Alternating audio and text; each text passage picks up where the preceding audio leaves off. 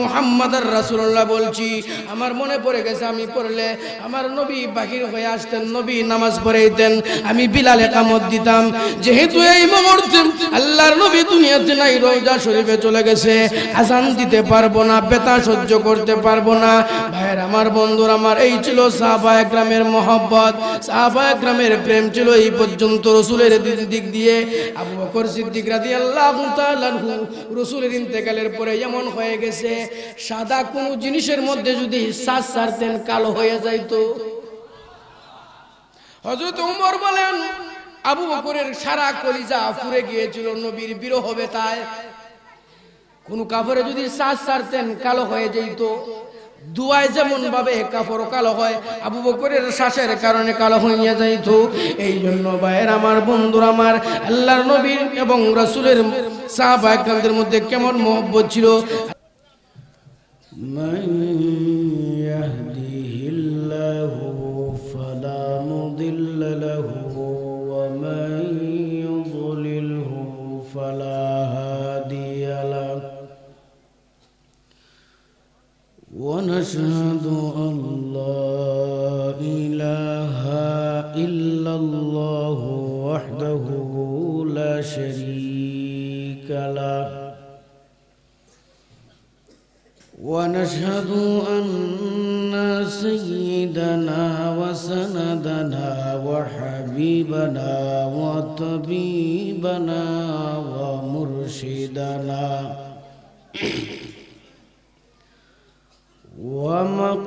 ومقصودنا ومحبوبنا ومولانا محمدا عبده ورسوله الذي أرسله الله بالحق بشيرا ونذيرا وداعيا إلى الله بإذنه وسراجا منيرا. أما بعد، فقد قال الله تعالى في كلامه المجيد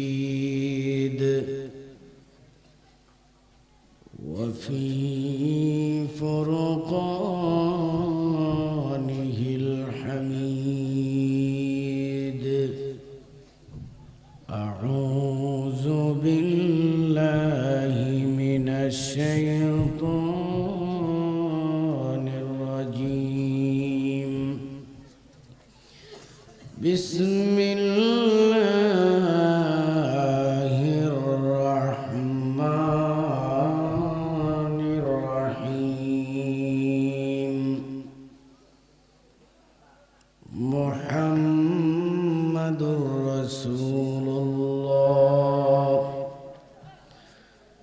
والذين معه أشداء على الكفار رحماء بينهم. وقال النبي صلى الله عليه وسلم: أصحابي كالنجوم بأيهم اقتديتم اهتديتم، أو كما قال عليه الصلاة والسلام. اللهم صل على محمد وعلى آل محمد كما صليت على إبراهيم وعلى آل إبراهيم إنك حميد مجيد. اللهم بارك على محمد وعلى آل محمد كما باركت على إبراهيم وعلى آل إبراهيم إنك حميد مجيد بلغ العلا بكماله كشف الدجى بجماله حسنت جميع خصاله صلوا عليه وآله সবাই মোহাব্বতে পড়েন بلغ العلا بكماله كشف الدجى بجماله حسنت جميع خصاله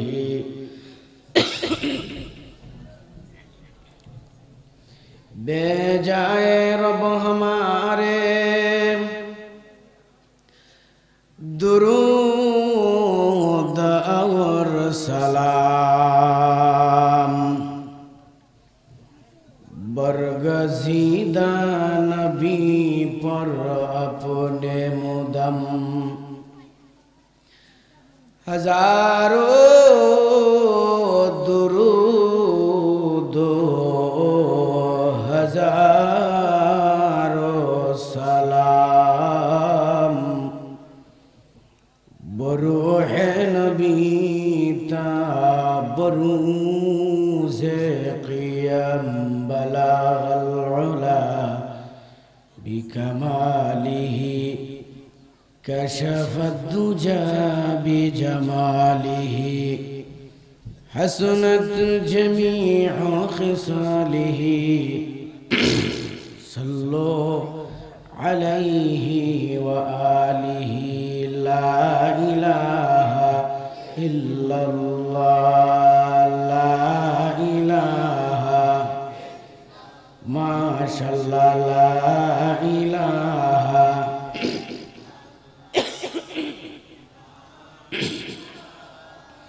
इल्लल्लाह ला इलाहा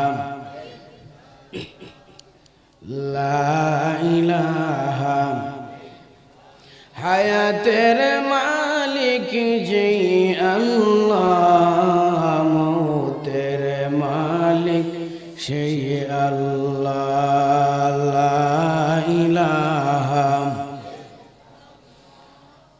লা ইলাহা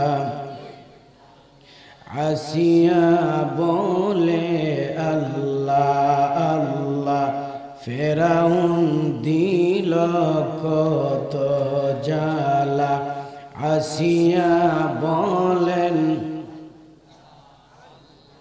ফেরাউন দিল কত জ্বালা আল্লাহ বলেন ও জিবরাইল আল্লাহ বলেন ও জিবরাইল খুলে দাও জান্নাতের তালা লা ইলাহা জোরে জোরে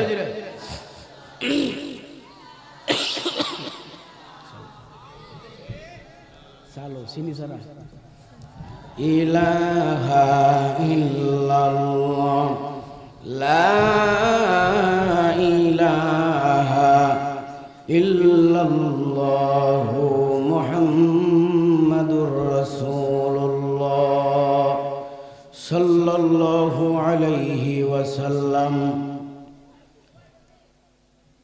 ओ जिसके लिए महफिल कौनैन सजी है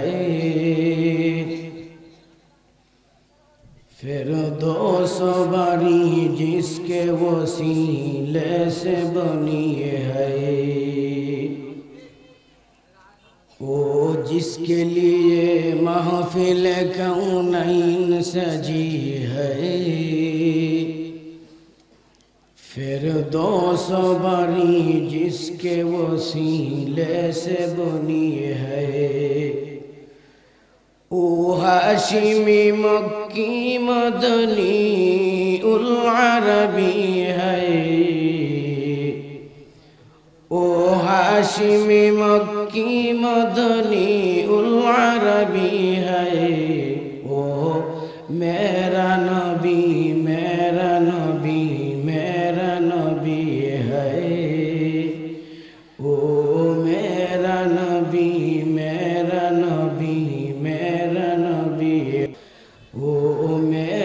नबी मेरा नबी मेरा नबी है ओ मेरा नबी मेरा नबी मेरा नबी है ओ जिसके लिए महफिल कौनैन सजी है फिरदौस बनी जिसके वसीले से बनी है ओ हाशिमी मक्की मदनी उल अरबी है ओ मेरा नबी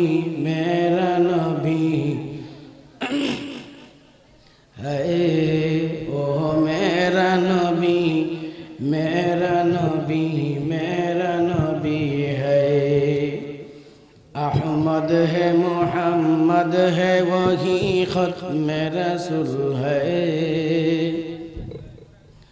मखदूम मुरद भी है वही वलिए कुल है अहमद है मोहम्मद है वही खत्म रसूल है मखदूम मुरद भी है वही वलिए कुल है उस पर ही नजर सारे जहाले से मिली है ओ मेरा नबी मेरा नबी मेरा नबी है ओ मेरा नबी मेरा नबी मेरा नबी है सोलरी इस्लामिया हाफिजिया माद्रासा ও এতিমখানার উদ্যোগে আয়োজিত 18তম ইসলামী মহাসম্মেলনের অত্যন্ত শ্রদ্ধেভাজন জনাব সভাপতি সাহেব জাতির রাহবর মাতার তাজ সম্মানিত উলামায়ে কেরাম সম্মুখ পানে ডানে বামে বসে আছেন বাবার বয়সী অত্যন্ত শ্রদ্ধেভাজন সম্মানিত মুরব্বিয়ানে আজম সম্মুখ পানে বসে আছেন ইসলাম দরদি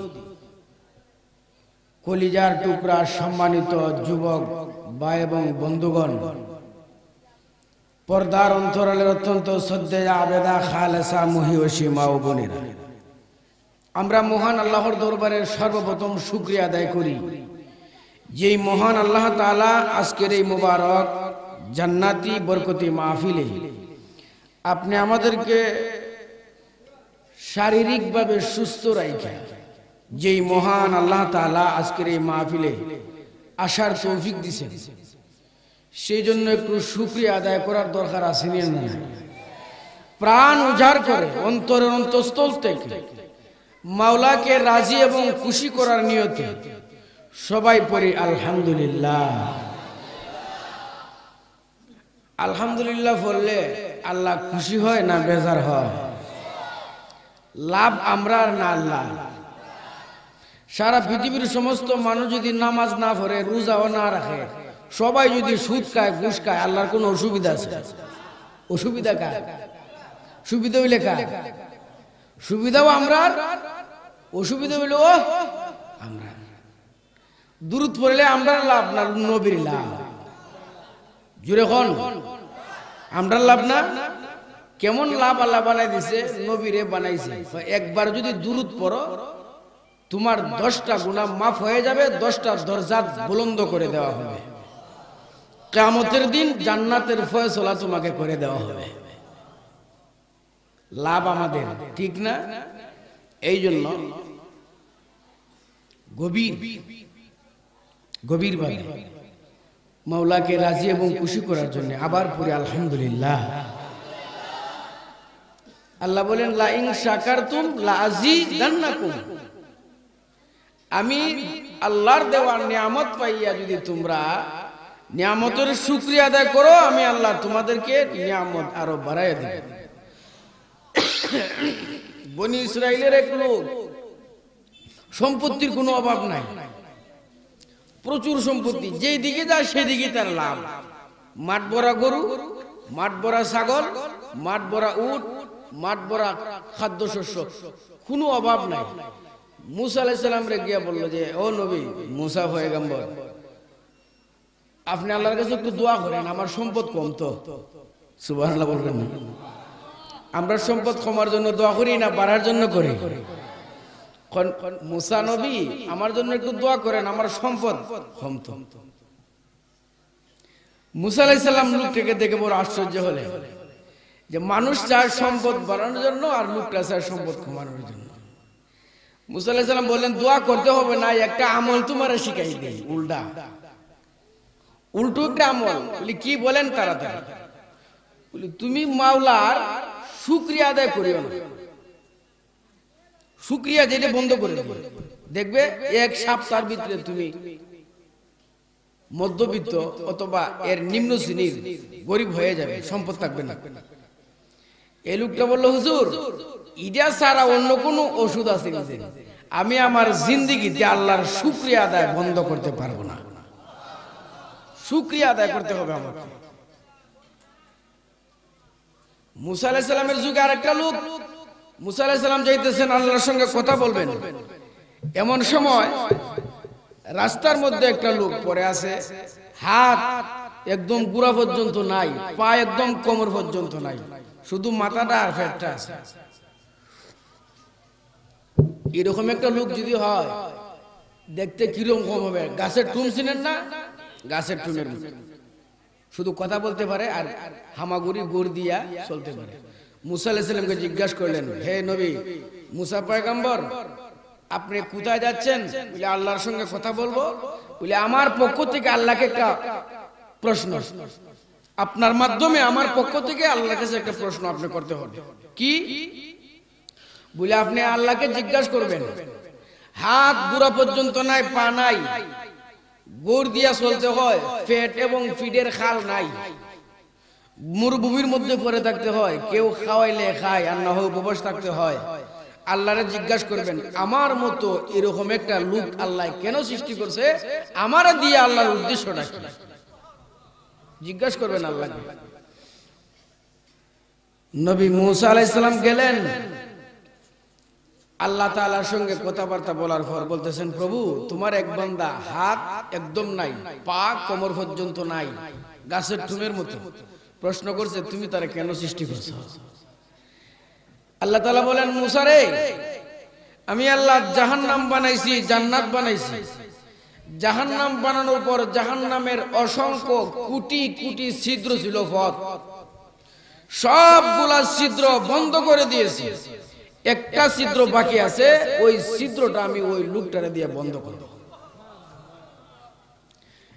বুঝে থাকলে বলুন এই খবরটা দুঃসংবাদ না সুসংবাদ? দুঃসংবাদ। আল্লাহর নবী মুসা আলাইহিস সালাতু ওয়াস সালাম চলে আসলেন। নবী মুসা পয়গম্বর চলে আসতেছেন, তাকায় দেখেন লোকটা যে জায়গার মধ্যে প্রশ্ন করেছিল সেই জায়গায় বসে আছে। লোকটা নবী মুসা পয়গম্বরকে ডাক দিয়ে বলল, মুসা পয়গম্বর আমার সওয়ালের উত্তর আপনি আল্লাহর কাছ থেকে আনছেন কিনা? নবী মুসা আলাইহিস সালাম ডাক দিয়ে বলেন, রে আমার উম্মত তোমার প্রশ্নের জবাব আনছি, বাড়িতে চলে যাও। মুসা পয়গম্বর ভাবলেন লোকটার এমনিতেই হাত নাই, পা নাই, আবার যে দুঃসংবাদ আল্লাহ শুনাইছে যদি তাকে শুনাই মনটা খারাপ হয়ে যাবে। পয়গম্বর ডাক দিয়ে বলেন, উম্মত রে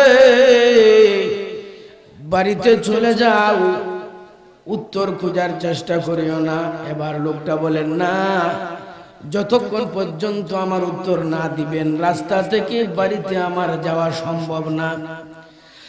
মুসা পয়গম্বর আগে বলে দেন আল্লাহ আমাকে কি বলে দিয়েছেন। মুসা আলাইহিস সালাম বাধ্য হয়ে বলতে বাধ্য হলেন।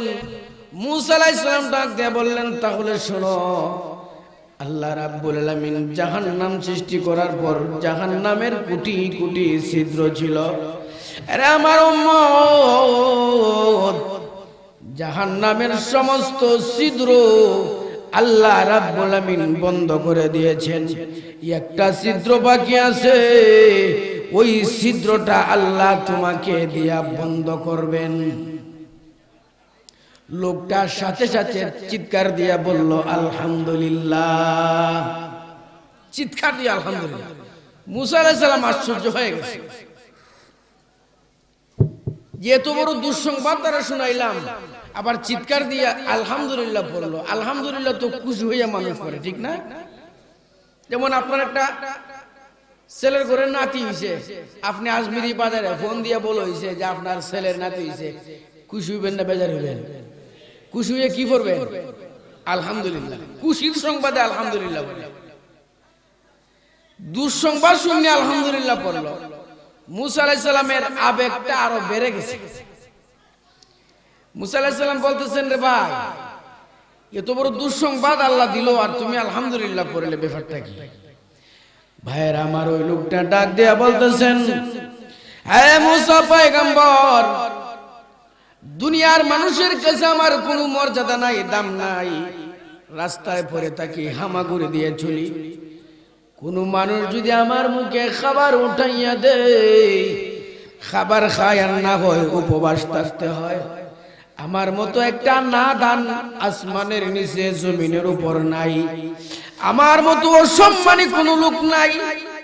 আমি আমার মনে মনে খুশি হইলাম, আমার মতো নাদানকে দিয়া যে আল্লাহর একটা উদ্দেশ্য আছে, আল্লাহর একটা গন্তব্যস্থল আছে। আমার মতো এরকম হাত নাই, পা নাই, মর্যাদা নাই, দাম নাই, আমার মতো ব্যক্তিকে দিয়ে যে আল্লাহর একটা উদ্দেশ্য আছে, এই জন্য খুশি হইয়া আলহামদুলিল্লাহ আদায় করলাম, নীরব থাকতে পারলাম না। আল্লাহ রাব্বুল আমিন ডাক দিয়ে বলেন, মুসা পয়গম্বর, এত বড় দুঃসংবাদ দেওয়ার পর আমার বান্দা আলহামদুলিল্লাহ বলছে। মুসা পয়গম্বর, তুমি সাক্ষী, তোমার সামনে আমি আমার বান্দার দুনিয়াতে হাত পা পুনরায় ফিরাইয়া দিলাম। যাও, দিয়ে দিলাম। কোন কারণে দিছে? আলহামদুলিল্লাহ, শুকরিয়া দেখাচ্ছে। আর এক হাদিসের মধ্যে আছে, তিরমিজি শরীফও আছে, মুসলিম শরীফও আছে, নবী বলছেন আলহামদুলিল্লাহি তামলাউল মিজান। গলার কণ্ঠস্বর বুঝে অনেকে বুঝতে পারতেছেন, আজকে প্রায় 10 থেকে 12 দিন যাবত গলা এভাবে বসা, উঠানোর জন্য অনেক চেষ্টা চলছে, কোনো চেষ্টায় কাজ হইতেছে না। আপনারা যদি দোয়া করেন, আশা করা যায় একটু ভালো হওয়ার সম্ভাবনা আছে। সবাই দোয়া করবেন তো? ভাইয়ের আমার, আলহামদুলিল্লাহি তামলাউল মিজান হাদিসে আছে যে যারা বেশি বেশি আলহামদুলিল্লাহ পড়বে, কিয়ামতের ময়দানে নিদানের দিনে আল্লাহ তাআলা মিজানের নেকের পাল্লা এই আলহামদুলিল্লাহর খাতিরে ভারী করে দিবেন। মিজানের নেকের পাল্লা ভারী হোক, আমরা কে কে চাই? সবাই চাই তো? নারে তাকবীর, দ্বীন ইসলাম, সলুর ইসলামিয়া হাফিজিয়া মাদ্রাসা নিয়া কিয়ামতের ময়দানে মিজানের পাল্লা ওজন না দিয়া কেউ পার পাওয়া যাবে? হ্যাঁ, সম্ভব না। দুনিয়াতে নৌকা দাইয়া আল্লাহ মিজানে কাদায়ো না, জাহান্নামের আগুন মাবুদ সইতে পারব না। দুনিয়াতে নৌকা দাইয়া আল্লাহ মিজানে কাদায়ো না। এজন্য আল্লাহর কাছে দোয়া করুন যে আল্লাহ কিয়ামতের ময়দানে মিজানের পাল্লা ভারী করে দিবেন। দুনিয়ার আর আখিরাতের নিয়মটা সম্পূর্ণ আপনার ব্যতিক্রম ধর্মী। স্কুল, কলেজ, ভার্সিটি, মাদ্রাসার মধ্যে প্রশ্ন হয় না? ছাত্ররা প্রশ্ন হয় তো? প্রশ্ন কি আউট করে দেয় কোনো মাস্টার? আউট হয়। যদিও এই প্রযুক্তির দিনে আপনার অনেক সময় আমরা দেখতে পাই যে অনেক প্রশ্নগুলো আউট হয়ে যায়। শুনেন না এগুলা? শুনেন তো? গত বছর অনেক হয়েছে, এর আগের বছর হয়েছে যে প্রশ্নপত্র পাস হয়ে যায়। পাস হয়ে গেলে ছাত্ররা মানববন্ধন করে, স্লোগান দেয় যে আমরা ওই প্রশ্ন দিয়ে পরীক্ষা দিব না, সরকার বাধ্য হয় নতুন আর একটা প্রশ্ন তৈরি করতে। ঠিক না বেটি? প্রশ্ন পাস হইলে প্রশ্ন বন্ধ হয়ে যায়। কিন্তু আল্লাহ তাআলা বলেন, হে দুনিয়ার মানুষ, আমি তোমাদেরকে সৃষ্টি করছি দুনিয়াতে পরীক্ষার জন্য, শুধু তাই নয়, পরীক্ষার প্রশ্ন গোপন রাখছি না, সব কয়টা প্রশ্ন তোমাদেরকে আমি প্রকাশ করে দিয়েছি। প্রশ্ন একটাও গোপন না, সব প্রকাশ। কোন আমল করলে তুমি জান্নাতে যাবে, কোন আমল করলে তুমি জাহান্নামে যাবে, কোন আমল করলে বিনা হিসাবে জান্নাতে যাবে, কোন আমল করলে তোমার কবরে মুনকার নাকির ফেরেশতা আসবে না, এই সওয়ালগুলোর প্রশ্ন, সওয়ালের জবাব দুনিয়াতে আমি আল্লাহ প্রকাশ করে দিয়েছি নবীগণের মাধ্যমে, কোরআনের মাধ্যমে, সর্বশেষ উলামায়ে কেরামের মাধ্যমে। সুবহানাল্লাহ বলেন। এই জন্য উলামায়ে কেরামের মহব্বত ইজ্জত আসেনি না নাই? উলামায়ে কেরাম আজকে এই মাদ্রাসার মধ্যে অত্যন্ত আনন্দ লাগছে। মুরব্বীরা যারা আছেন বলতে পারবেন, আজ থেকে 15 থেকে 20 বছর আগে ইমাম সাহেব যদি কোনো কারণে বাড়িতে গেছে ছুটিতে, আর একজন মানুষ মারা গেছে, জানাজা ফরনেওয়ালা খুঁজে পাওয়া গেছে না, না ভুল বলতেছি? আজকে আলহামদুলিল্লাহ ঘরে ঘরে জানাজা ফরনেওয়ালা লোক তৈরি হইতেছে। এটা ইসলামের বিজয়ের একটা অংশ। সুবহানাল্লাহ বলেন। আজকে এই ইউটিউবের জগৎ, প্রযুক্তির জগৎ, আপনারা দেখবেন গ্যালারি গুলা খালি থাকে, স্টেডিয়াম গুলা খালি, কিন্তু ওয়াজের মাহফিলে লক্ষ লক্ষ যুবক মুরব্বীরা আজকে হাজির হইতেছে। ইসলামের বিজয়ের একটা অংশ। এগুলা কিসের জন্য আসে? এইগুলাতে মানুষ আসে কুরআন এবং হাদিসের নবীর মহব্বতে। কি বলেন, কথা ঠিক না বেটি?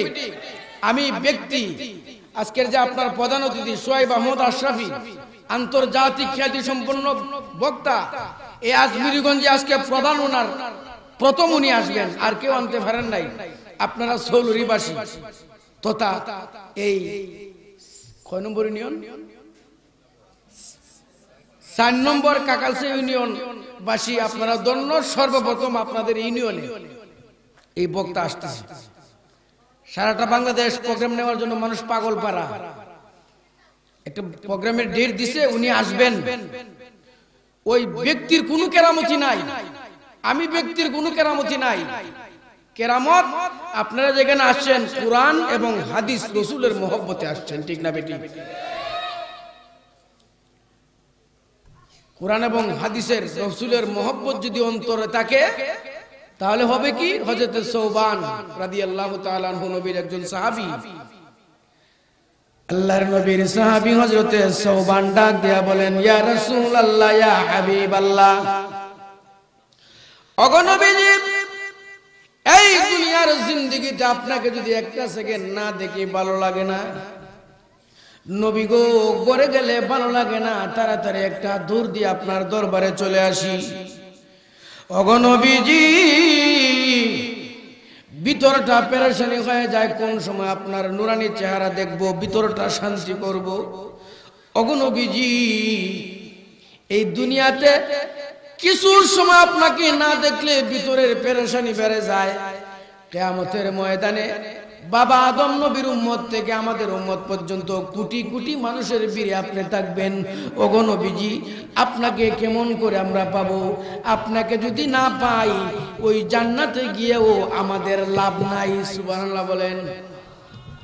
যে জান্নাতে যাব, আর জান্নাতে গিয়া যদি আপনার রাসূলকে দেখতে না পাই, ওই জান্নাত আমাদের, জুড়ে বলেন না, ওই জান্নাত আমাদের। এখন বুঝেন, মন রে একটু প্রশ্ন করেন, সাহাবা একরাম নবীজিকে কতটুকু মহব্বত করতেন? এত শান্তির দরকার নাই, তোমার জান্নাতের দরকার নাই। যে জান্নাত আল্লাহ তোমাকে পাবো না, তোমার রাসূলকে পাবো না। হযরত সৌবান রাদিয়াল্লাহু তাআলা আনহু বলেন, নবী, আমাদেরকে বলে দিন কিয়ামতের ময়দানে কোন আমল করলে আপনার কাছে থাকতে পারবো। প্রশ্ন বুঝছেন নি? যে হুজুর, দুনিয়াতে আপনাকে না দেখলে তো ভালো লাগে না, কিয়ামতের ময়দানে এত বীরের মধ্যে কেমনে পাবো, আর কোন আমল করলে আপনার সাথে থাকতে পারবো, আমলটা বলে দেন। ওই আমলটা রাসূল যে আমলটা হযরত সৌবানকে বলে দিয়েছেন, আমরাও যদি আমল করি, আমরাও রাসূলের সাথে থাকতে পারবো কি পারবো না? আল্লাহর নবী বলেন, সৌবান, দুইটা আমল যদি করে রে সৌবান, কিয়ামতের ময়দানে আমি নবীর সঙ্গে তুমি জান্নাতে থাকতে পারবে।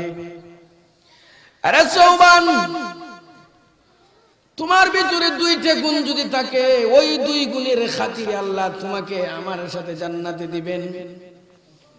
ভাইয়ের আমার, বন্ধুরা আমার, সাহাবীদের মহব্বত রাসূলের প্রতি কেমন ছিল? হযরত সাওবান বলেন, হুজুর কলিজা ফেটে মারা যাব যদি আপনাকে না দেখি। রাসূল বলেন, রে সাওবান, নে দুইটা আমলের কথা তোমাকে বলে দিলাম। ওয়া মাইয়ুতিইল্লাহা ওয়ার রাসূল ফাউলাইকা মা'আল্লাযীনা আন'আমাল্লাহু আলাইহিম মিনান নাবিয়্যিন ওয়াস-সিদ্দীকিন ওয়াশ-শুহাদা'i ওয়াস-সালিহিন। রে সাওবান, দুইটা আমল যদি তোমার কাছে থাকে, ওয়া মাইয়ুতিইল্লাহা ওয়ার রাসূল, আল্লাহ এবং তার রাসূলের অনুসরণ অনুকরণ, আল্লাহ যা বলে দিয়েছেন এইগুলারে যদি মানো, আর আমি রাসূলের পদাঙ্ক অনুসরণ মতে যদি চলো, আমি রাসূল যে জিনিস বলে দিয়েছি ওই জিনিস করো, যা থেকে বিরত থাকার জন্য বলেছি বিরত থাকো, ওই দুই আমল যদি তোমার কাছে থাকে, সাওবান রে, কিয়ামতের ময়দানে খোদার কসম, তুমি সাওবান, আমি রাসূল যেই জান্নাতে থাকবো, ওই রাসূলের জান্নাতের আশপাশে তোমার জায়গা আল্লাহ করে দিবেন। ভাইয়ের আমার, সাহাবীদের ভিতরে কতটুকু মহব্বত ছিল! আল্লাহর নবী দুনিয়া থেকে চলে গেছেন। হযরত বিলাল মসজিদে নববীর মুয়াজ্জিন সাহেব ছিলেন। আপনারা জানেন না জানেন না? হযরত বিলাল আল্লাহর নবীকে দাফন করে রওজা শরীফে শুয়াইয়া দিয়া পরের দিন উনার গাটুরি মাইক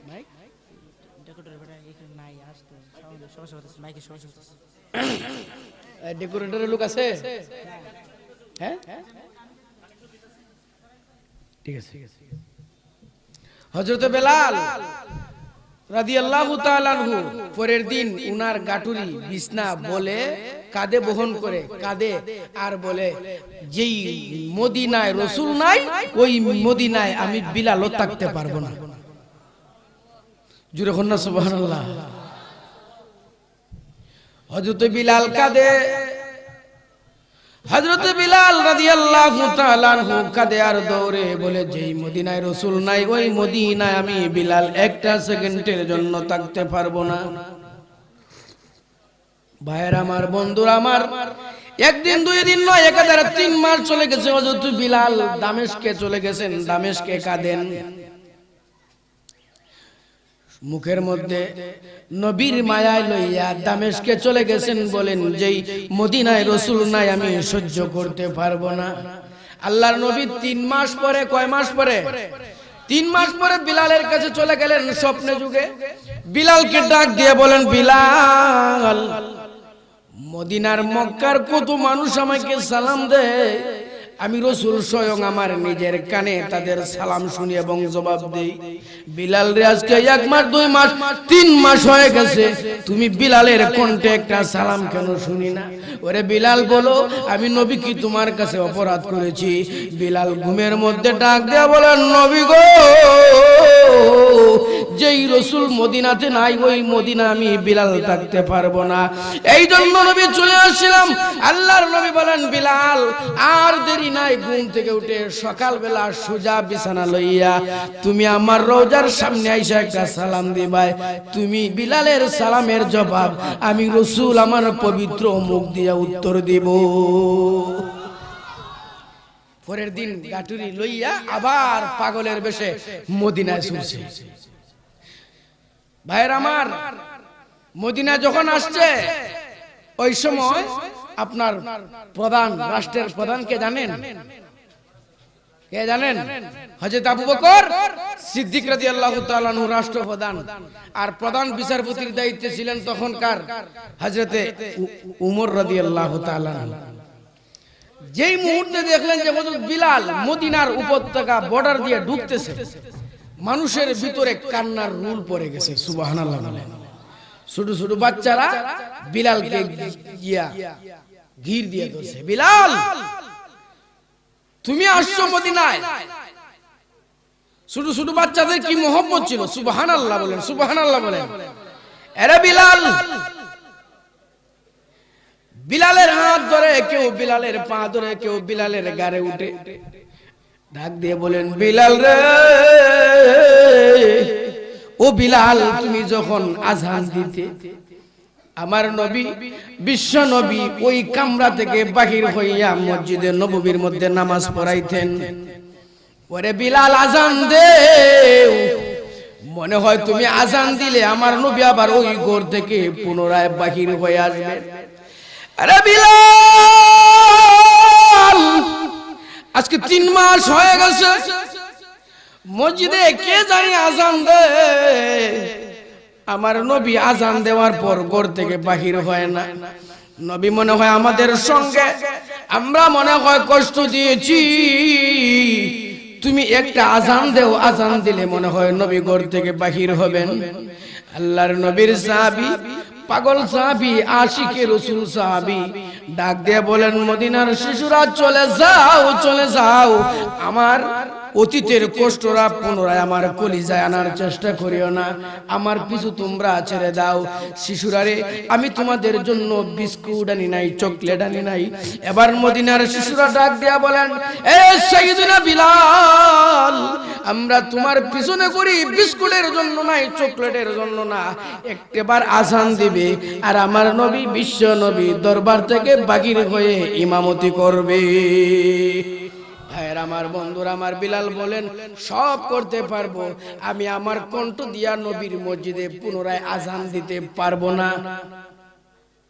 সব মানুষ ধরছে, হযরত উমর পর্যন্ত রিকোয়েস্ট, যার হাতের মধ্যে সব সময় তরবারি থাকছে, গরম সাহাবী, সাইয়্যিদুনা বিলাল, একটা বার আজান দেন। বিলালের কলিজা ফেটে যায়, হযরত উমরের কলিজা ফেটে যাচ্ছে যে বিলাল, স্বয়ং রাসূল নামাজ পড়াইতেন, তুমি আজান দিতে, ওই দৃশ্যটা দেখার জন্য একটা বার আজান দাও।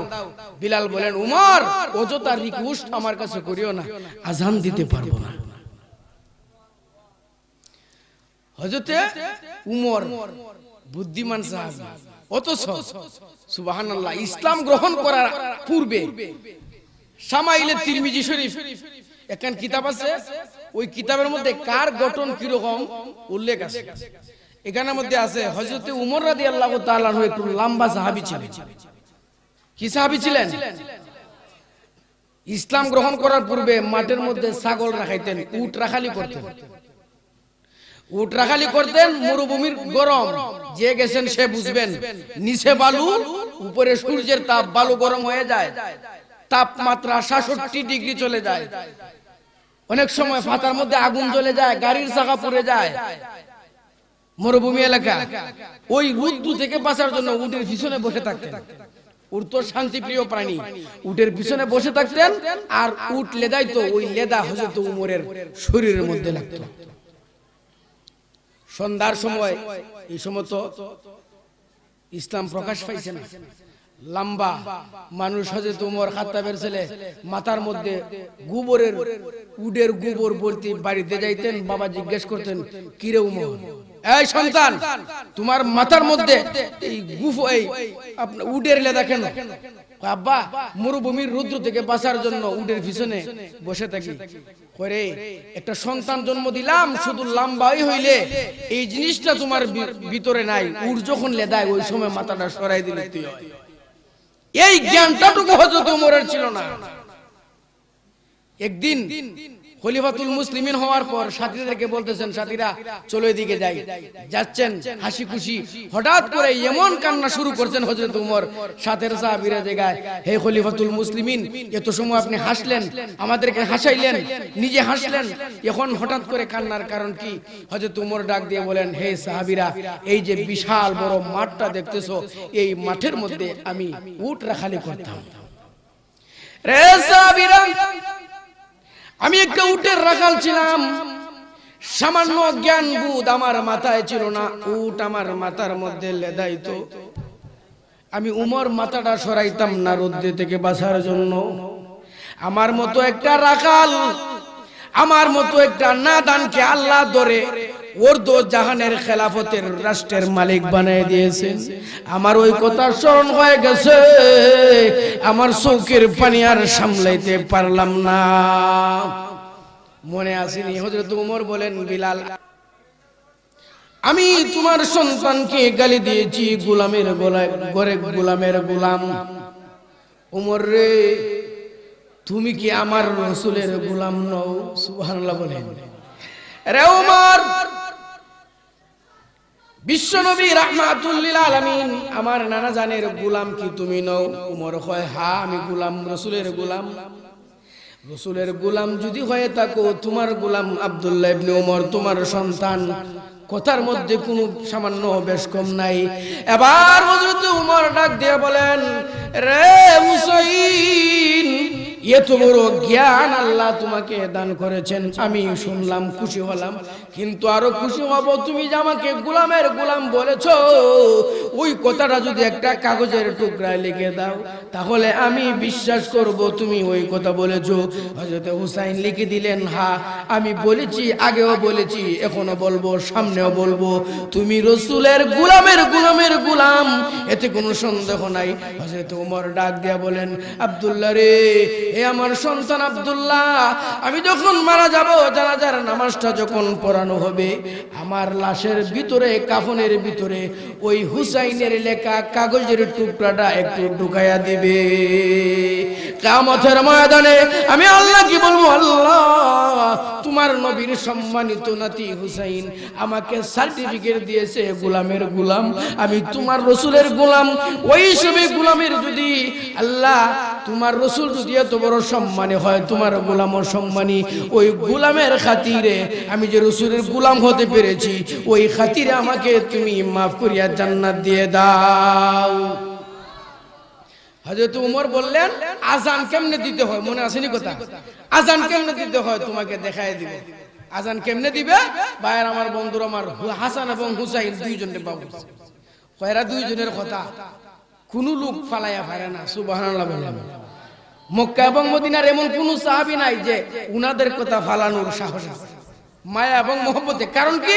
রাসূল বলেন, হযরতে হাসান এবং হুসাইনের মাথার চুল থেকে নিয়ে পা পর্যন্ত এমন কোন অঙ্গ প্রত্যঙ্গ বাকি নাই যেই জায়গার মধ্যে রাসূলের মুখ লাগছে না। সুবহানাল্লাহ। এই জন্য রাসূল বলেন, যারা হাসান এবং হুসাইনকে কষ্ট দিল, তারা আমি নবীকে কষ্ট দিল।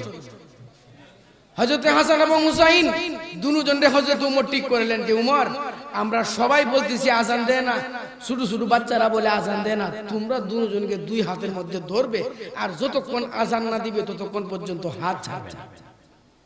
দুজন চলে গেছে, দুই হাতের মধ্যে ধরছে, ধরে এখন না না, এই বিশ্ব নবীর সাহাবী বিলাল, আজান দিতে হবে, আজানটা শুনবো। হযরত বিলাল বলেন, হাসান হুসাইন, অন্য কোন রিকোয়েস্ট থাকলে বলো, অন্য কোন প্রশ্ন থাকলে বলো, আজান দিতে পারবো না। বলি কি মনে করছেন আমরা কি মদিনার অন্য শিশুদের মতো ধমক দিলেই চলে যাব? আমরা কি উমরের মতো বললেই চলে যাব? আমরা কি অন্যান্য সাহাবীদের মতো বললেই চলে যাব? যতক্ষণ পর্যন্ত আজান দিবেন না, হাত ধরেছি, হাত ছাড়বো না। সুবহানাল্লাহ বলেন। নবীর কাছে হযরত দাহিয়াতুল কলবির সুরত ধরে মাঝে মধ্যে জিবরাইল আসতেন। সাহাবীদের মধ্যে সবচাইতে বড় সুন্দর সাহাবী ছিলেন দাহিয়াতুল কলবি। সুবহানাল্লাহ বলেন।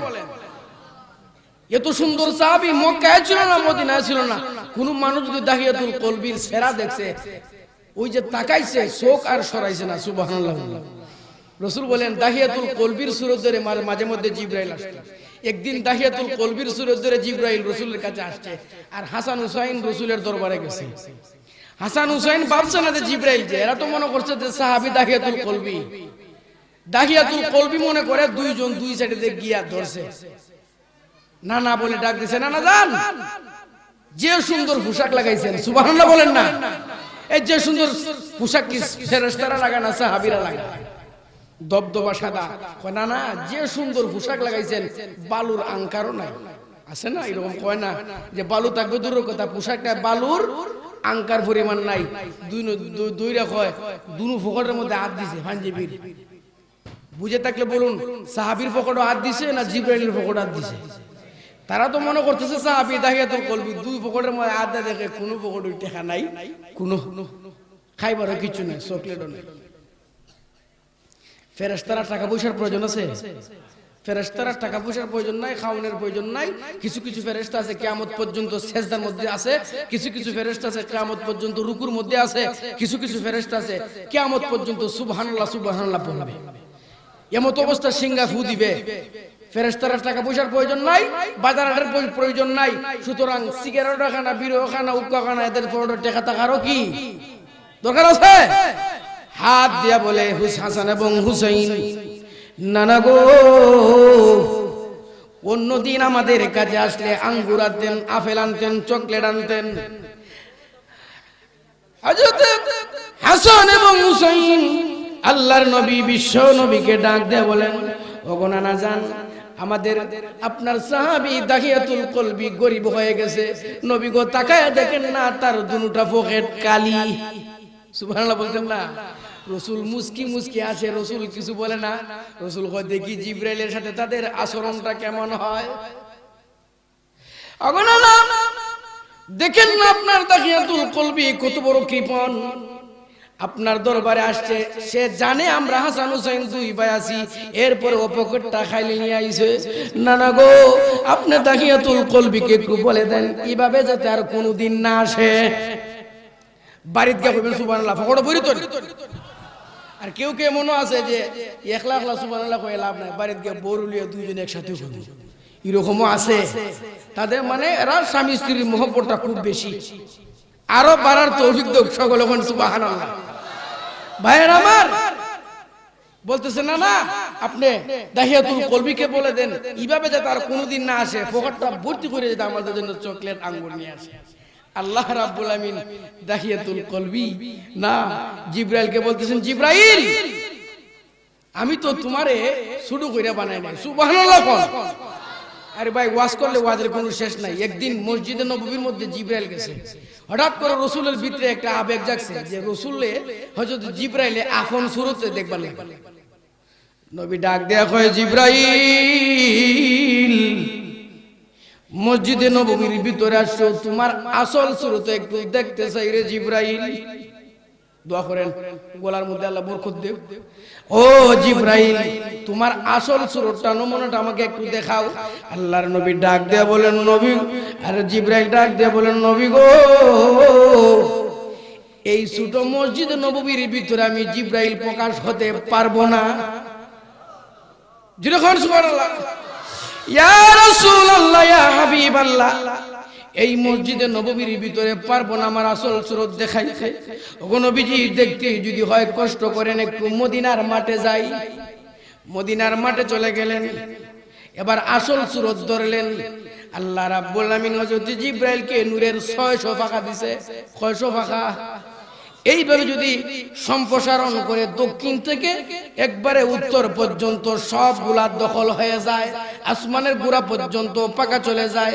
আল্লাহর নবী আসল সুরতে দেখলেন, তাকায় দেখেন জিবরাইলের মাথা আরশে আজিমে লাগানো, আর তার দুইটা পা হচ্ছে মদিনার জমিনে।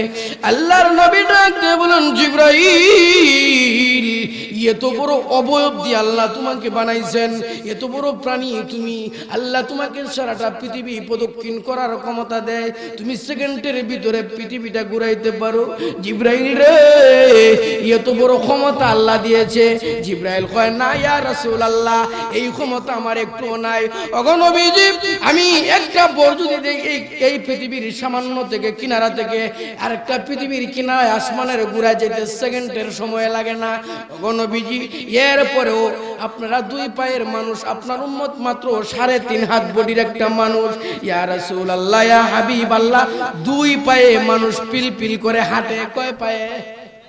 ওগো নবীজি, এরপরেও আমি জিবরাইল থেকে 1000 কোটি কোটি গুণ শক্তি একটা মানুষের ভিতরে দিয়েছে। রাসূল কয়, তোমার এত বড় সবগুলোর পরও আমার একটা উম্মতের তোমার থেকে শক্তি বেশি। কয়, হুজুর, এটা এমনি বলতেছি না, স্বয়ং আল্লাহ আমার পরীক্ষা করাইছে। সুবহানাল্লাহ। কোন জায়গা থেকে আসছিলাম, জায়গা ঠিক রেখে, সেন্টার ঠিক রেখে কিন্তু আলোচনা হইতে হবে। কোন জায়গাতে আসলাম? হ্যাঁ, আজান দেওয়াইতে হবে। তো মসজিদুন নববীর বাহিরে আসছে, কয় হুজুর এটা প্র্যাকটিক্যাল আল্লাহ দেখাইছে। কয় কেমনে? কয় আমি একবার আল্লাহরে জিজ্ঞাসা করছিলাম যে আল্লাহ তোমার জান্নাতুল ফেরদাউসটা একবার ভ্রমণ করতে চাই। আল্লাহ কয় জিবরাইল জান্নাতুল ফেরদাউস ভ্রমণ করার ক্ষমতা তোমার নাই। সুবহানাল্লাহ বলেন। জিবরাইল কয় আল্লাহ ইডে কি বললে? 600 নূরের ফাঁকা, মাত্র 3.5 হাত বডির মানুষকে জান্নাতুল ফেরদাউসে দিবেন, তারা ভ্রমণ করবে, তারা থাকবে। আর এত বড় শক্তি, একটা লাভ দিলে 500 বছরের রাস্তা আমি যাইতে পারি। বলেন আমি পারবো না, মানুষ পারবে, এটা আমার বিশ্বাস হয় না। আল্লাহ কয় বিশ্বাস তোমার হয় না, তাহলে একটু বিশ্বাস করে নাও। কেমনে হয়? যাও তোমার সুযোগ দিলাম, তুমি জান্নাতুল ফেরদাউসে ঢুকো। গেট পাহারাদার গেট খুলে দিছে, জিবরাইল জান্নাতুল ফেরদাউসে ঢুকছে। ঢুকিয়া 600 নূরের ফাঁকা দিয়া একসাথে জাপ দেওয়া শুরু করছে। একটা জাপে 600 বছরের রাস্তা যায়, 500 বছর।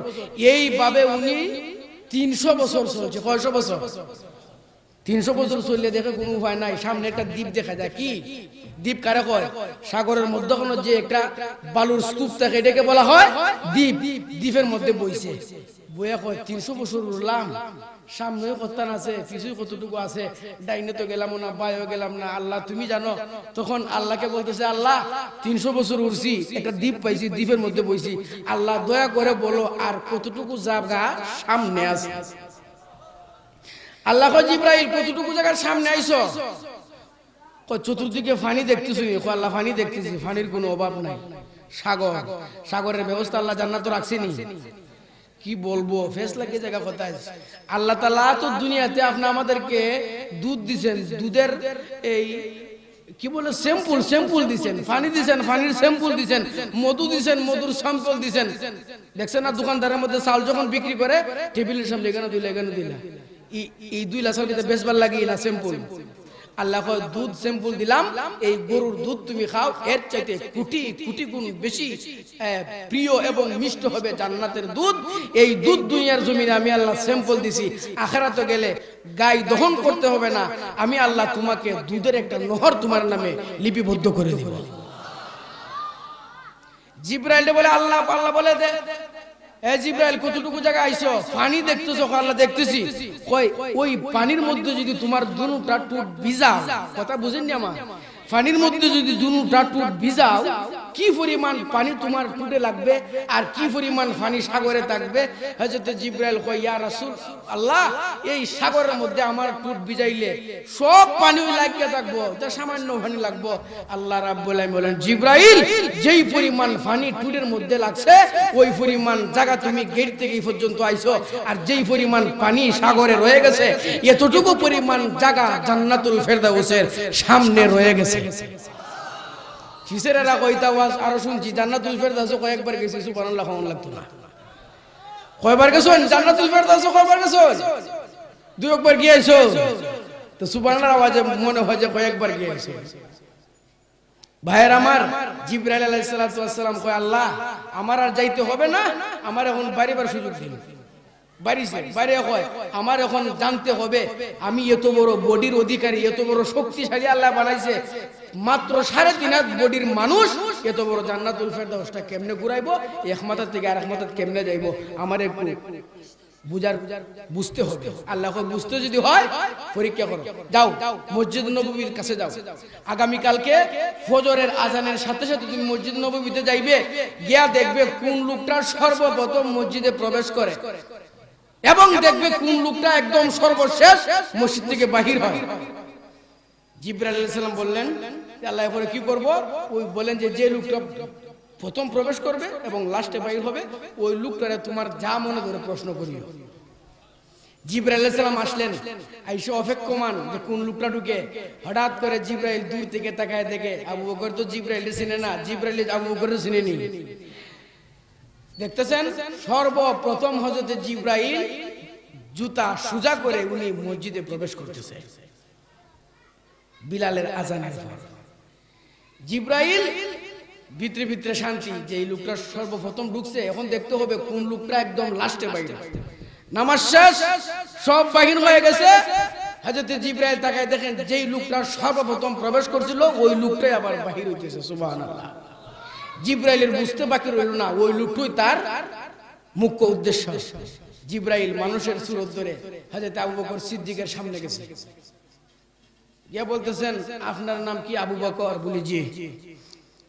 জিব্রাইল হযরত আবু বকর বলেন আপনি কে? বলে আমারও চিনবেন না, আমি বহুত দূর থেকে আইছি, আমার নামও জিজ্ঞাসা করার দরকার নাই। বলি ঠিক আছে, কিসের জন্য আসেন? বলে আপনার কাছে আমার একটা দরকার, আপনার কাছে আমার একটা দরকার। কে বলে কাকে? জিব্রাইল বলে আবু বকরকে। বলেন কি বলবেন?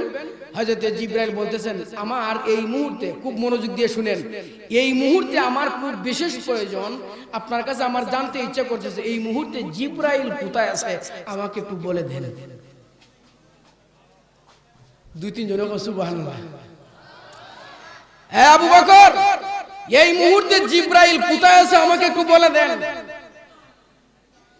আবু বকর সিদ্দিক রাদিয়াল্লাহু তাআলা ডাক দিয়ে বলেন মিয়া মুসাফির তোমার বাড়ি কই? জিব্রাইল দিয়ে তুমি কিটা করতে? জিব্রাইল বেচারা আকাশে থাকে, নবীর কাছে ওহী লিয়া, এই জিব্রাইল দিয়ে তুমি কিটা করতে? বলি কি করব, এটা আমার প্রশ্ন না, আমাকে বলতে হবে এই মুহূর্তে জিব্রাইল কোথায় আছে। হযরত আবু বকর ডাক দিয়ে বলেন আমাকে একটু সময় দাও। হযরত জিব্রাইল আলাইহিস সালাতু ওয়াস সালাম চোখটা বন্ধ করলেন, আবার তাকাইলেন। বাইরে আমার বন্ধুরা আমার, দ্বিতীয়বার আবার চোখটা মুছলেন, আবার বন্ধ করলেন। তৃতীয়বার আবার তাকাইলেন, চোখটা মুছলেন, আবার বন্ধ করলেন, আবার তাকাইলেন। বাইরে আমার বন্ধুরা আমার, হযরত আবু বকর সিদ্দিক রাদিয়াল্লাহু তাআলা আনহু ডাক দিয়ে বলেন আরশে আজিমের মধ্যে চোখটা দিলাম, আরশে আজিমের কোথাও জিব্রাইল নাই। সাত আসমানের মধ্যে আমি চোখ দিলাম, সাত আসমানের কোথাও জিব্রাইল নাই। এই মিয়া জমিনের মধ্যে চোখটা দিলাম, জমিনের কোথাও জিব্রাইলের অস্তিত্ব নাই। মাটির নিচে আল্লাহ আরো জমিন সৃষ্টি করেছেন, পাতাল, পাতালের মধ্যে আবু বকর আমি চোখটা দিলাম, পাতালের কোথাও জিব্রাইলের অস্তিত্ব পাইলাম না। আসমানে নাই, জমিনে নাই, চন্দ্রে নাই, পাতালে নাই জিব্রাইল। এবার বলতেছেন এখন বাকি আছি তুমি আর আমি। প্রতীক আমার নাম হযরত আবু বকর সিদ্দিক, আমি তো জিব্রাইল না, কোন সন্দেহ নাই। হাতের মধ্যে তাবা দিয়া ধরছেন, এই মুহূর্তে বলতেছেন খোদার কসম তুমি আল্লাহর ফেরেশতা জিব্রাইল, কোন সন্দেহ নাই তুমি ফেরেশতা। হযরত জিব্রাইল আলাইহিস সালাতু ওয়াস সালাম কেঁদে দিলেন, আল্লাহকে বলতেছেন যে আল্লাহ এই মুহূর্তে বিশ্বাস হয়ে গেছে আমি জিব্রাইল থেকে হাজার হাজার কোটি কোটি পাওয়ার ক্ষমতা তুমি তোমার তোমার উম্মত তোমার বান্দাদেরকে দিয়েছো। আমার চাইতে ক্ষমতা যেই জিব্রাইল 300 বছর অতিক্রম করে জান্নাতুল ফেরদাউসের কোনাটা পর্যন্ত বাইর করতে পারলাম না, মাত্র 3.5 হাত বড়ির মানুষ এত বড় জান্নাতুল ফেরদাউস আল্লাহ তাআলা একটা ইখলাস দান করবেন। মনে আসেনি মেন কথা? হাসান হুসেন কে দুই হাত ধরছে, কয় নানা জান আজান দিতে হবে। উনি বলেন যে অন্য কোনো কথা থাকলে বলো, আজান দেওয়া আমার দ্বারা সম্ভব না। ঠান্ডা হয়ে গেছে।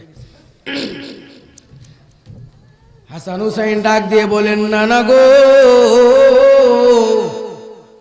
হাত ধরেছি, আজান দিতে হবে। আমরা কিন্তু মদিনার অন্য অন্য মানুষের মতো নয়, আজান দিতে হবে।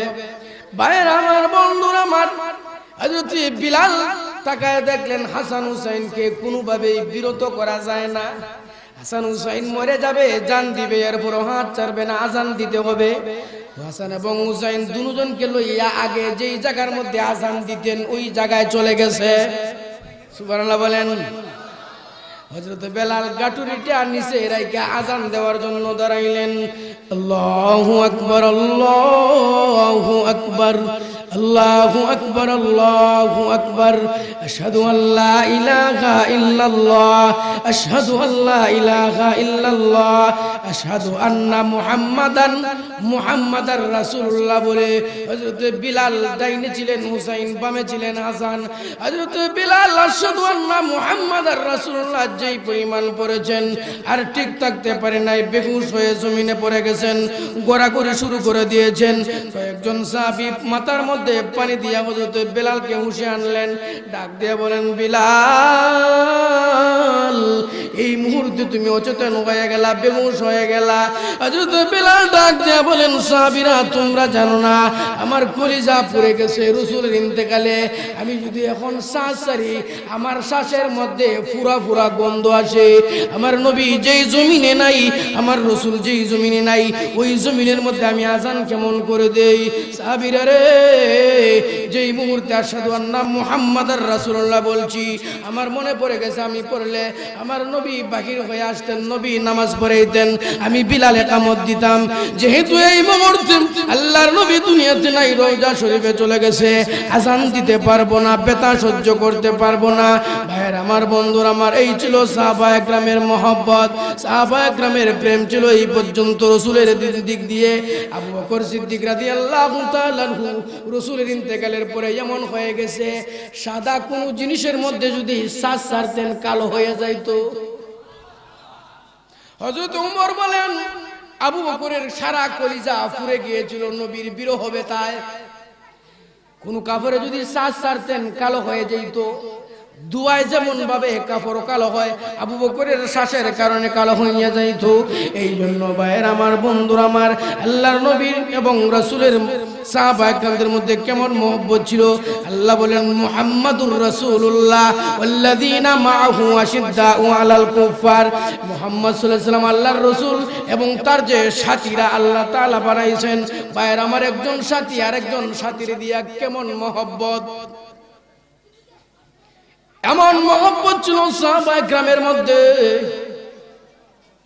একজন আরেকজনকে ছাড়া টিকতে পারে নাই। ভাইয়ের আমার, বন্ধুরা আমার, রাসূলকে তারা এতটুকু মহব্বত করতেন। একজন সাহাবী যার নাম ছিল হযরতে আমর ইবনে জামু। সবাই বলেন আমর ইবনে জামু। আরে ভাই, কত নায়ক নায়িকার নাম আপনার মুখস্থ, কত খেলোয়াড়দের নাম আপনাদের মুখস্থ আছে। ছোট বাচ্চারা আছে না, চোখ বুঝি যদি আপনি বলেন যে অলরাউন্ডার পৃথিবীর মধ্যে কে, বলতে পারবে কি পারবে না?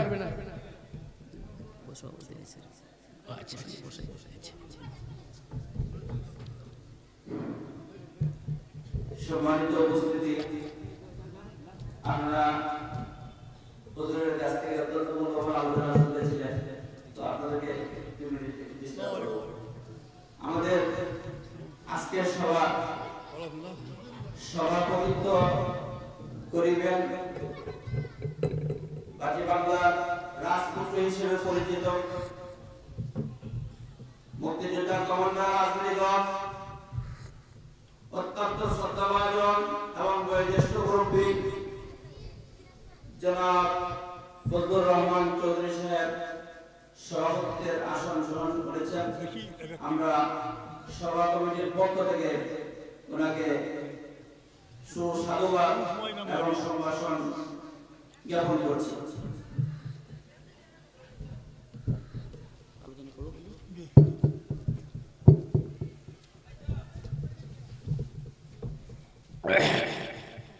ভাইয়ের আমার, বলেছিলাম যে একজন সাহাবীর নাম আমর ইবনে জামু, মুখস্থ করেন। একজন সাহাবীর নাম মুখস্থ করেন, আমর ইবনে জামু। কয়জন সাহাবীর নাম বলতে পারি আমরা? আর খেলোয়াড়ের নাম মুখস্থ বলে দিতে পারি। যদি প্রশ্ন করা হয় অলরাউন্ডার কেটা, ও সাকিব আল হাসান। আর নায়িকার নাম তো আর অসুবিধাই নাই।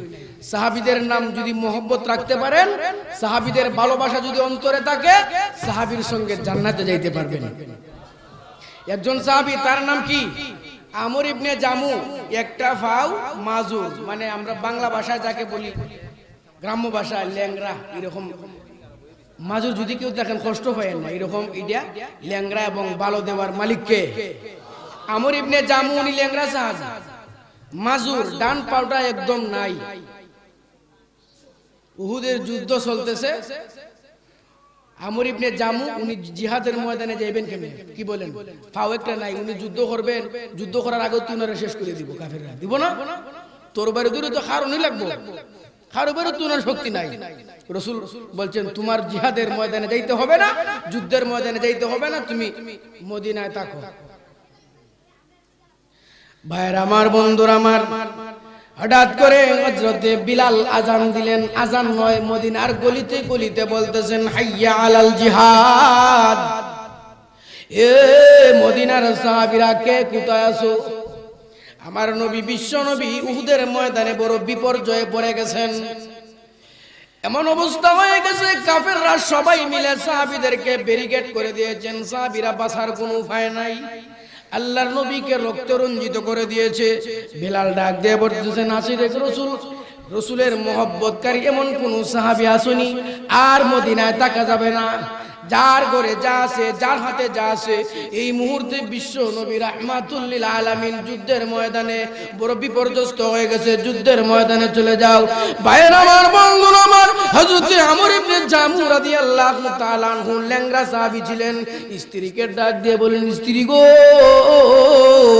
ওই যে কণ্ঠটা আসলো বিলালের, আগে দিত আল্লাহু আকবার আল্লাহু আকবার, এখনের কণ্ঠটা তো এরকম নয়। এখন বলতেছে আল্লাহর রাসূল নাকি যুদ্ধের ময়দানে বিপর্যস্ত হয়ে গেছে, পরাজয় বরণ করবে, এমন অবস্থা হয়ে গেছে। কোন সাহাবী আশিকে রাসূল করে আসেনি, সুসংবাদ দিল, ও আমার স্ত্রী, এই মুহূর্তে আমিও ঘরে থাকতে পারবো না, তোর বাড়িটা দাও। সুবহানাল্লাহ। যে এই মুহূর্তে তোর বাড়িটা দাও, আমিও ল্যাংড়া সাহাবী ঘরে থাকতে পারবো না, আমার রাসূলের মহব্বত অন্তরে আছে। সব মহিলা তো সমান না, টিটকারি দেয় যে আপনার এক পাও নাই, আপনি যুদ্ধ করবেন কি দিয়া? যুদ্ধ করবার আগে তো আপনার যুদ্ধ বানাইতে লাগব। সুতরাং ও তো ইশক আর মহব্বত দেখায় লাভ নাই, একটু থামেন। ভাইয়ের আমার, বন্ধুরা আমার, আমর ইবনে জামু সাহাবী, মাজুর সাহাবী ডাক দিয়ে বলেন, না গো স্ত্রী, না, এই মুহূর্তে আমাকে বিদায় দাও, আমি দেখি রাসূলের মহব্বতে কোনো কিছু করতে পারি কিনা। এবার আমর ইবনে জামুর স্ত্রী বলল, স্বামী গো, আপনি কোনো কিছু করতে পারবেন না, যাওয়ার দরকার নাই, বসেন। আমর ইবনে জামু একটা তরবারি লইয়া উনি যুদ্ধের ময়দানে চলে গেলেন। ভাইয়ের আমার, বন্ধুরা আমার, যুদ্ধের ময়দানে তিনজন কাফিরকে হত্যা করে এক পর্যায়ে তিনি নিজেও শহীদ হয়ে গেলেন। যাওয়ার আগে আল্লাহর কাছে দোয়া করেছিলেন, প্রভু গো, আমি যদি যুদ্ধের ময়দানে যাই, আল্লাহ আমি শাহাদত বরণ যদি করি, মারা যদি যাই, আমার লাশটা যাতে উহুদের ময়দানে দাফন হয়। দোয়া করছে কি, আমার লাশটা যাতে মদিনায় না আনে, আল্লাহ তোমারে বলতেছি, দুনিয়ার কোনো মানুষরে না, আমার লাশটা দাফন হবে মদিনায়, আর এই আমার লাশটা দাফন হবে উহুদের ময়দানে। কিয়ামতের ময়দানে ইসরাফিল যখন বাঁশির ফু দিব, সব মানুষ কেউ উঠবে মদিনা থেকে, কেউ উঠবে মক্কা থেকে, কেউ উঠবে বাংলাদেশ থেকে, আর আমি আমর ইবনে জামু রক্ত মাখার শরীর লইয়া আমি উহুদের ময়দান থেকে আল্লাহর কাছে উঠবো আর বলবো, আল্লাহ এই উহুদের ময়দানে কাফেররা আমাকে শাহাদত বরণ করেছিল, শহীদ হয়েছিলাম, আল্লাহ আমাকে এই উসিলা মাফ করবো।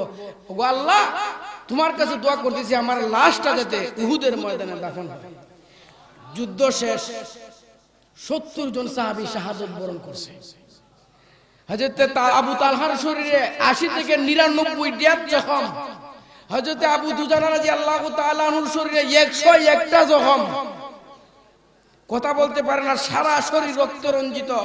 আবু তালহার ব্যাপারে রাসূল ঘোষণা দিলেন, এই সাহাবীরা শুনো, পৃথিবীর সমস্ত মানুষের প্রতিদান দিলেও আমি কোনোদিন আবু তালহার অনুদান দিতে পারবো না, আবু দুজানার অনুদান দিতে পারবো না। আবু তালহার এরকম 100 জখম লইয়াও সে আমি রাসূলকে আগলাইয়া ধরে রাখছে। 70 জন সাহাবীর লাশ খুঁজে খুঁজে বাইর করা হইতেছে। এই শহীদদের মধ্যে সাইয়্যিদুশ শুহাদা, রাসূলের আপন চাচা হযরতে আমিরে হামজা রাদিয়াল্লাহু তাআলা আনহুর লাশ। একজন মহিলা গিয়া বলেন, ইয়া রাসূলুল্লাহ, ইয়া হাবিবাল্লাহ, ওগো নবীজি,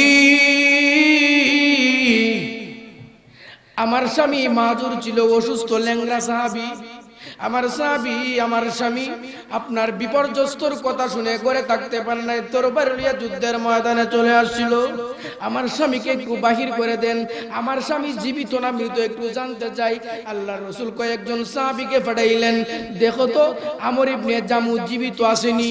চতুর্দিক দেখা গেল, কোথাও আমর ইবনে জামুকে পাওয়া যায় না। আল্লাহর নবী বলেন, লাশ যেগুলো আছে লাশের মধ্যে তালাশ করো। কয়েকজন সাহাবী হযরত আমর ইবনে জামুর লাশটা সন্ধান করার জন্য যখন অগ্রসর হলেন, হঠাৎ করে তাকায় দেখেন 70 জনের মধ্যখানে আমর ইবনে জামু লেংরা সাহাবীর রক্তাক্ত লাশটা পড়ে আছে। স্ত্রী বলল, হুজুর দয়া করে অনুমতি দেন, আমি আমার স্বামীর লাশটা লইয়া মদিনায় দাফন করব। আগের কথা মনে আছে? দোয়া কি করছিলেন আল্লাহর কাছে? উহুদের ময়দানে দাফন। স্ত্রী কয়, হুজুর গো একটু আমার একটু অনুমতি দেন, আমার স্বামীর লাশটা উঠাই আমি নিয়ে যাব। বল 4 জন সাহাবী দিয়েছেন, যাও রে সাহাবীরা, আমর ইবনে জামুর লাশটা উঠাই দাও, মদিনায় দাফন হবে। সুবহানাল্লাহ বলেন। 4 জন সাহাবী গিয়া যখন আমর ইবনে জামুর লাশের মধ্যে ধরছে, 4 জনে মিলে ও লাশটারে লড়ানি যায় না। সুবহানাল্লাহ বলেন। 4 জন মিলে ও লাশটারে উঠানো যাইতেছে না। ভাইয়ের আমার, বন্ধুরা আমার, আল্লাহ রাব্বুল আমিন জিবরাইলকে প্রেরণ করে দিলেন, জিবরাইল যাও, চলে যাও, আমি আল্লাহর মানসাটা এবং আমর ইবনে জামুর মানসাটা আমার নবীকে শুনাইয়া দিয়ে আসো। ভাইয়ের আমার, বন্ধুরা আমার, জিবরাইল চলে আসলেন, আয়েশা বলতেছেন, ওগো নবীজি, আমর ইবনে জামুর লাশ ধরে টানাটানি করলে কোনো কাজ হবে না। আমর ইবনে জামুর লাশ ধরে অযথা টানাটানি কইরেন না। কেন? রাসূল কয়, কেন? তার লাশ তো দাফন করতে হবে। জিবরাইল বলেন, নবী গো, বাড়িতে ছিল, কণ্ঠস্বর শুনে আপনি মুসিবতে পড়ছেন, এই অবস্থা শুনে তরবারি লইয়া নিজের ঈমানকে দমায় রাখতে পারে নাই, আপনার মহব্বতটা চাপা দিয়ে রাখতে পারে নাই। ওগো নবীজি, 3টা কাফির বেঈমানকে জাহান্নামে পাঠাইয়া নিজেও শহীদ হয়ে গেছে। এই জন্য সে দোয়া করেছিল, আল্লাহ আমি যদি মরে যাই, শাহাদত বরণ করি, শহীদ হয়ে যাই, আমার লাশটা যাতে উহুদের ময়দানে দাফন হয়ে যায়। জিবরাইল বলেন, ওগো নবীজি, সমস্ত সাহাবীরা মিলেও যদি আমর ইবনে জামুর লাশ ধরে টানাটানি করে, আমর ইবনে জামুর লাশ চুল পরিমাণ সরানো সম্ভব হবে না। ঠিক আছে, রাসূল বললেন, হে আমর ইবনে জামুর স্ত্রী, নেওয়া যাবে না, আমর ইবনে জামুর লাশ ওই উহুদের ময়দানে দাফন করা হবে। ভাইয়ের আমার, বন্ধুরা আমার, এই ছিল সাহাবায়ে কেরামের ভিতরে রাসূলের মহব্বত। এরকম মহব্বত আমরা ভিতরে আইতো না, আইতো না? না দোলাদুলি আরো থাকতো? দোলাদুলি সান কে কে?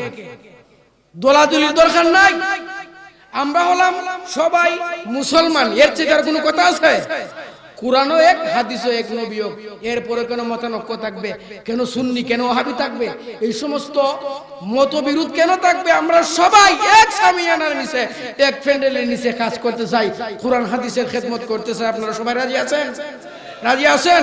এই সুন্নি ওয়াহাবি ওয়াফবাদী এগুলা বাদ দেন আল্লাহর রাস্তায়। আর সহ্য হয় না, এগুলো আর সহ্য হচ্ছে না। শহর বন্দরে আলহামদুলিল্লাহ মোটামুটি কিছু অংশ কমে গেছে, এগুলো হয় না, কিন্তু গ্রাম অঞ্চলে এখনো এই ফিতনাটা রয়ে গেছে। একদল লোক সুন্নি আর একদল লোক ওয়াহাবি, এগুলা কই আজকে আমরা দূরত্ব সৃষ্টি হইতেছে। কি বলেন? দূরত্ব সৃষ্টি হইতেছে না? আর ইহুদি খ্রিস্টানরা দূর থেকে কিলকিলায় হাসে, কই দিশি লাগে। তবলিগরা 2 ভাগ করাইয়া ইহুদি খ্রিস্টানরা দূর থেকে হাসে। মুসলমানদের লাগাই দিয়া হকপন্থী মুসলমান, যারা সুন্নি দাবি করে তারাও আমার ভাই, যারা ওয়াহাবি দাবি করে তারাও আমার ভাই। তাদেরও এক প্রভু আল্লাহ, আমাদেরও এক প্রভু আল্লাহ। তাহলে সামান্য ফরওয়াত লিয়া এইগুলা মতানৈক্য থাকতেই পারে, এই জন্য দূরে থাকা যাবে না। এই জন্য কি থাকা যাবে না? দূরে থাকা যাবে না। সবাইকে একসাথে কাজ করতে হবে। এবং আল্লাহর রাসূলের প্রতি সাহাবায়ে কেরাম যেই পরিমাণ জান বাজি রেখে মহব্বত করছেন, সেই পরিমাণ মহব্বত আল্লাহ তাআলা আপনি আমাদের অন্তরে যাতে দান করেন, আল্লাহ তাআলা কবুল করুন। ওয়া আখিরু দাওয়ানা আনিল হামদুলিল্লাহি রাব্বিল আলামিন।